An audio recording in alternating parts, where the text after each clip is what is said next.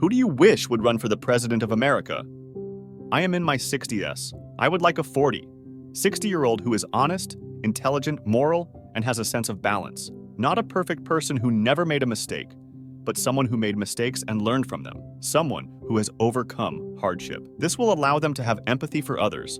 Someone that will make sure the tax burden is shared evenly based on one's income. Someone who can work with other countries and promote partnerships and be strong against corruption, violence, and war. Someone who understands they won't ever fix all of society's problems, but strives to make our society better.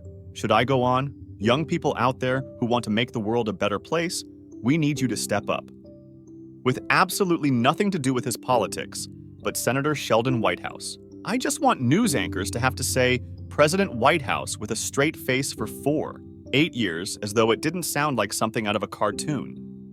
Someone who will actually still be alive in 20 years to live through the consequences of their actions. None of these geriatric fossils care how what they're doing now affects the future because it won't be their problem.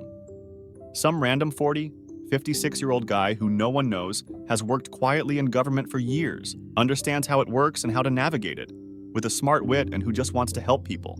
And he has no desire to be POTUS because he'd rather do some nerdy hobby with his wife. But if elected, he would feel he had to do the duty. Any decent human being in their 30s, 40s, or 50s who believes in democracy and the values it espouses. Edit. I'd accept someone in their 60s too. My stepdad. He has done truly impressive things for the university where he is president. He grew up dirt poor in eastern Kentucky, worked his ass off to put himself and several siblings through college. He came from nothing to get a PhD. He is fair and kind and wise.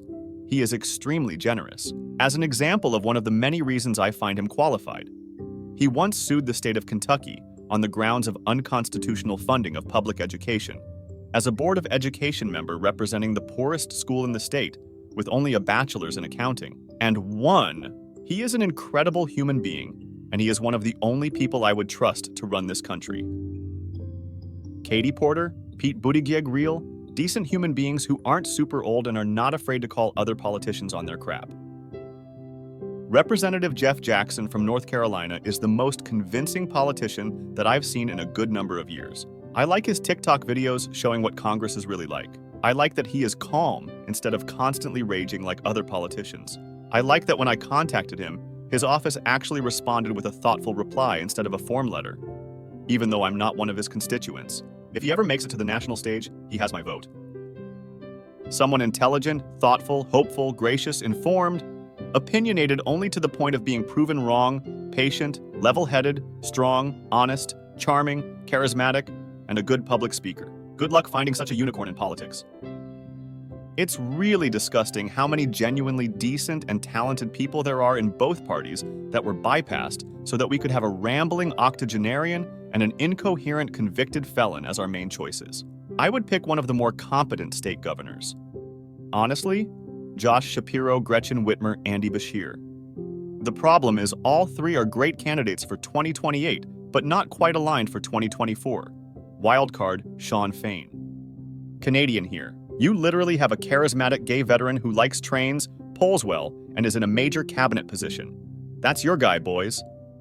Pete Buttigieg. He is service-oriented. That is, he appears to really want to make things better for those that he can. He goes out of his way to understand process, looks for inefficiencies, and most important, understands that democracy can only work through compromise to achieve common goals. He speaks 8 languages, is a decorated combat veteran, and rarely do you see anyone who has sat with him in a diner, before a congressional committee or in an interview, say they aren't impressed and have enormous respect for him.